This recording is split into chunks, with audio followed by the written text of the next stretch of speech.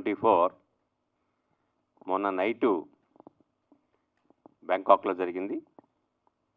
Asian countries అన్నీ కూడా అందులో పార్టిసిపేట్ చేశాయి. అందులో ముఖ్యంగా 2 కేటగిరీస్ ఉండేది. ఒకటి మిసెస్ ఏషియా ఇంటర్నేషనల్, రెండోది Mrs Asia classic international. Classic అంటే అబవ్ 45 ఇయర్స్ ఏజ్ కేటగిరీ వాళ్ళందరూ కూడా క్లాసిక్ కేటగిరీలోకి వస్తారు. బిలో 45 ఇయర్స్ వాళ్ళంతా మిసెస్ ఏషియా ఇంటర్నేషనల్ కింద వస్తారు. ఈ ప్రోగ్రాం గురించి దీపాళి గారు ఉన్నారు ఇక్కడ, doctor Deepali. She was the director of तो हैदराबाद के लिए एक बहुत ही प्राउड मोमेंट है ये. It's such a great pride कि यहाँ पे आज इंटरनेशनल क्राउन आया है. She is the winner of international main title. जो मिसेस एशिया इंटरनेशनल का क्लासिक कैटेगरी का जो मेन टाइटल है वो डॉक्टर विजया रेड्डी ने जीता हुआ है.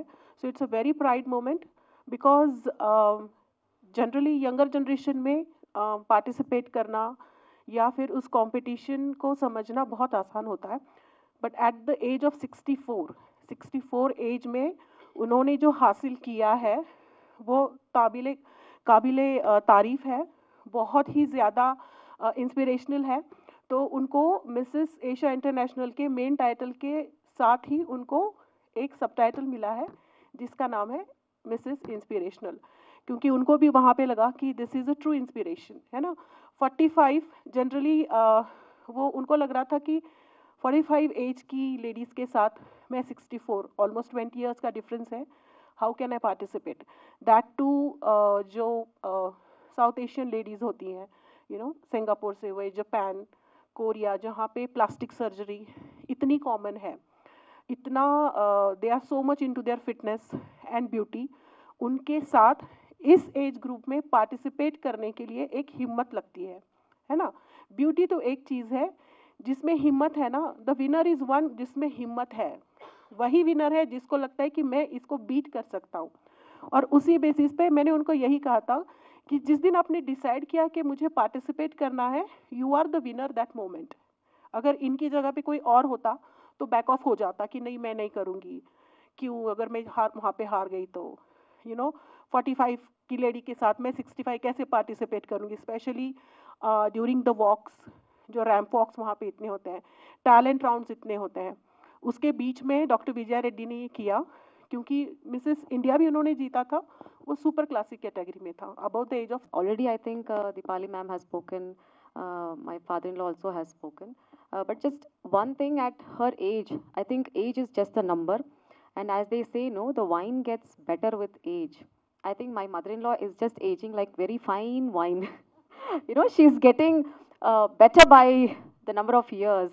So, though I was a runner-up Mrs. India 2021. So ఇప్పుడు నన్ను అడిగితే మీరు మళ్ళీ పార్టిసిపేట్ చేస్తారా అంటే నాకు అంత ఓపిక ఉండదు. The amount of effort that she has put in and what we have seen over the last few years, the kind of training, I think it requires a lot of mental fitness and physical fitness. So I think she took a lot of effort physically, you know. Mem biryani tinte kuda she like no, I will have some salads, I will have this, because she's taking care of her health a lot. So that is the message, because at this era after COVID, where, you know, people, I know it's not the right moment, but people of my age also dying of heart attack, not taking care of health. I think she really took a lot of effort to take care of her health and mentally, you know, train herself to make sure that she faces that pageant. As Dipali ma'am rightly said, our pageants lo we had lot of if you look at the other participants, full of plastic surgery, you know, their fitness, everything. So we don't know what will happen if we melt them, but I think what you see is a true essence of an Indian woman is what you see over here. There is absolutely nothing plastic about her, so everything is very, very genuine. కూడా ఈ ప్రోగ్రామ్కి మీ valuable time ఇచ్చి వచ్చినందుకు మీ అందరికీ కూడా నా కృతజ్ఞతలు తెలుపుకుంటున్నాను. మీడియా ఎంత పవర్ఫుల్లో నాకు తెలుసు. మీడియా ద్వారానే మనం ఏదైనా కూడా సక్సెస్ని చేసుకోవాలన్నా ఏదైనా మీడియా ద్వారా సాధ్యమవుతుంది. మీరందరూ ఇంత దూరం మీ వాల్యుబుల్ టైం వచ్చినందుకు మరొకసారి మీ అందరికీ కూడా కృతజ్ఞతలు తెలుపుతున్నానండి. ఇప్పుడు మా హస్బెండ్ మాట్లాడారు, Deepali madam director to India, ఆమె మాట్లాడారు. డాక్టర్లా కూడా మాట్లాడారు. వాళ్ళందరూ కూడా అన్నీ చెప్పేశారు నా గురించి. ఇంకా అంటే నా జర్నీని చెప్పుకోవడం అనేది కూడా నాకు కొంచెం నేను చెప్పేదానికంటే నా గురించి ఇంకొకళ్ళు చెప్పడంతోటి నాకు సంతోషం. అయినా కూడా నేను కూడా నా గురించి చెప్తాను. నేను పుట్టింది పల్నాడు ఏరియా. అది చాలా వెనుకబడ్డ ఏరియా. మా టైంలో నీళ్లు కూడా ఉండేవి కావు. మీకు తెలుసు, చిల్లర చిల్లర రాళ్ళన్నీ చిల్లర దేవుళ్ళు అని చెప్పి శ్రీనాథ్ కవి గారు రచించిన ప్రదేశం కారంపూడి దగ్గర మా విలేజ్, స్మాల్ విలేజ్. బట్ మా ఫాదర్ ఎగ్జిక్యూటివ్ ఆఫీసర్ అవ్వడం వల్ల మేము ఎక్కువ అక్కడ టౌన్స్లోనే ఉండేవాళ్ళమే. కాకపోతే మా ఫాదర్ వాళ్ళ ఫ్యామిలీ కూడా కారంపూడి రెడ్డి రాజులకి చెందింది. మా మదర్ వాళ్ళ ఫ్యామిలీ కూడా కొండవీడి రెడ్డి రాజులకి చెందిన ఫ్యామిలీ. అట్లా అంటే ఆ బ్రాటప్తోనే వచ్చాం మేము. చాలా ఘోష అన్నమాట. అప్పటి రోజుల్లో మా టైంలో ఆడపిల్లల్ని చదివించడం అనేది, బయటికి రావడం అనేది కూడా చాలా కష్టమైన పని. బట్ మా మదర్ ఫాదర్ వాళ్ళు ఎడ్యుకేటెడ్ అవ్వడం వల్ల నేను చదువుకోగలిగాను. బట్ నేను ఫైనల్ ఇయర్లో ఉండగా నాకు మ్యారేజ్ అయింది. సో ఇంకా అది డ్రాప్ అవుట్ చేసుకుని వచ్చాను. వచ్చిన తర్వాత మళ్ళా నా చదువుని కంటిన్యూ చేద్దాం అనుకుని అట్లా అట్లా జర్నీ స్టార్ట్ చేశాను. నా అప్లికేషన్ ఫామ్స్ కూడా మా హస్బెండ్ తెచ్చి ఇచ్చి తనే ఫిలప్ చేసి లాస్ట్లో సైన్ పెట్టు అనేవాళ్ళు.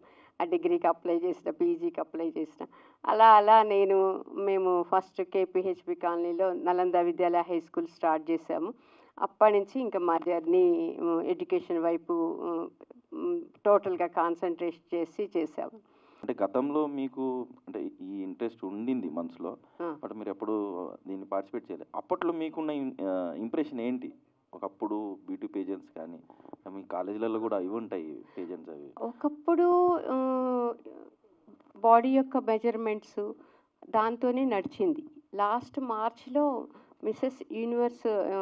మిస్ యూనివర్స్లో వాళ్ళు కూడా మొత్తము ఈ బాడీ మెజర్మెంట్స్ ఇవన్నీ తీసేసి వాళ్ళు కూడా సైకలాజికల్గా ఇన్నర్ బ్యూటీ ఏంటి అనేది దాని మీదే పాయింట్ వచ్చింది.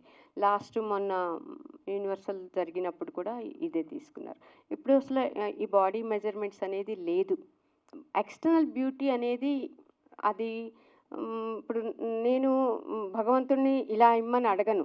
నాకే కనుక తెలివి ఉంటే నాకు ఇంత పొడుగు ఇవ్వండి, ఇంత కలర్ ఇవ్వండి, ఇంత ఇలా ఇవ్వండి అని అడుగుతాను. బట్ ఈ రూపం అనేది మనం కోరుకున్నది కాదు, అది భగవంతుడు ఇచ్చింది. కాబట్టి మీరు బయట రూపాన్ని చూసేసి మీరు ఎట్లా బ్యూటీ అనేది జడ్జి చేస్తారు?